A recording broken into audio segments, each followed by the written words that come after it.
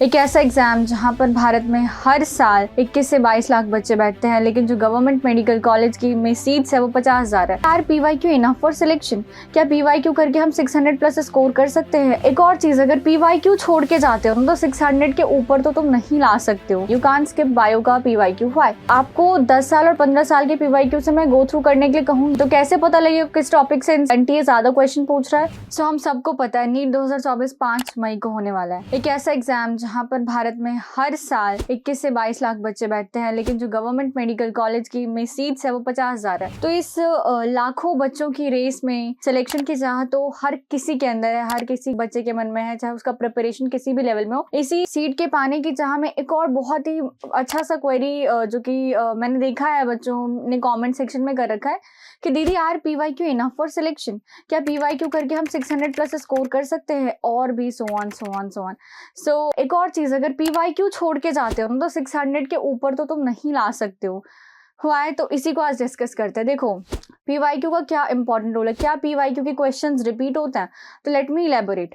Bio में अगर हम बात करें, बायो में आपके पास 32 चैप्टर्स रह गए।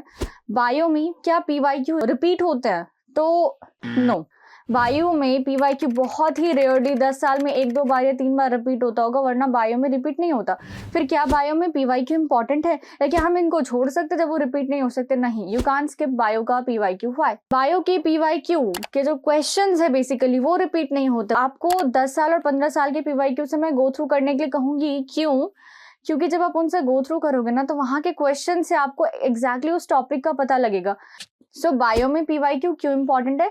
PYQ strictly not PYQs are important, but the topics from which the PYQs are extracted in every year, वो टॉपिक्स आर वेरी इंपॉर्टेंट। तो कैसे पता लगेगा किस टॉपिक से NTA ज्यादा क्वेश्चन पूछ रहा है?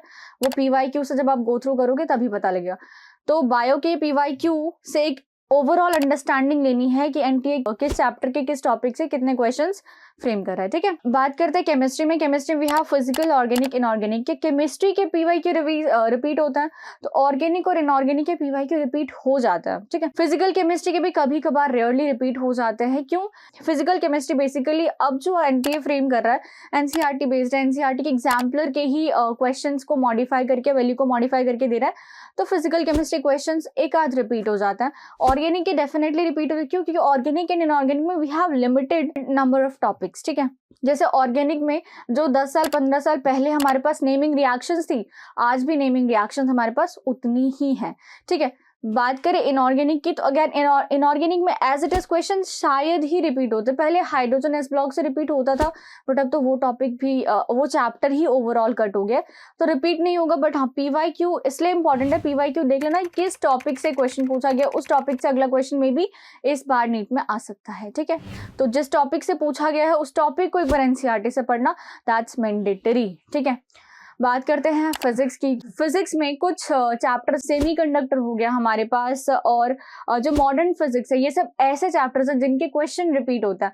क्वेश्चन एज इट इज क्या वैल्यू वाइज रिपीट होता है? नहीं, बट वैल्यू को मॉडिफाई करके, नंबर्स को मॉडिफाई करके, चेंज करके उसी पैटर्न में क्वेश्चन NTA फ्रेम करते हैं। क्योंकि यार देखो, JEE का पेपर तो है नहीं कि वो फिजिक्स में अलग अलग फॉर्मूले से 2-4 फॉर्मूले को जोड़कर देन है हमारे पास एक सिंगल पेपर प्रिपेयर किया जाएगा। इट्स नॉट JEE वाला पेपर, ये नीट का पेपर। यहाँ पर NTA directly formula wise question पूछता है, और फॉर्मूला भी हमारे पास लिमिटेड है या कंसाइज्ड है। सो फिजिक्स का क्यों इंपॉर्टेंट है? क्योंकि फिजिक्स का भी उसी फॉर्मूले के बेसिस पे NTA जो है अगले साल क्वेश्चन को रिपीट कर देता है। सो ओवरऑल PYQ करना इंपॉर्टेंट है, ऑफ कोर्स इंपॉर्टेंट है। क्या as it is PYQ repeat हो जाते हैं नीट के पेपर में? नो, बट PYQ जिस टॉपिक से पूछे गए हैं उस टॉपिक का आपको ओवरऑल आइडिया होना चाहिए before sitting into the NEET exam. So overall it was all about कि PYQ कितना इंपॉर्टेंट है। Thank you.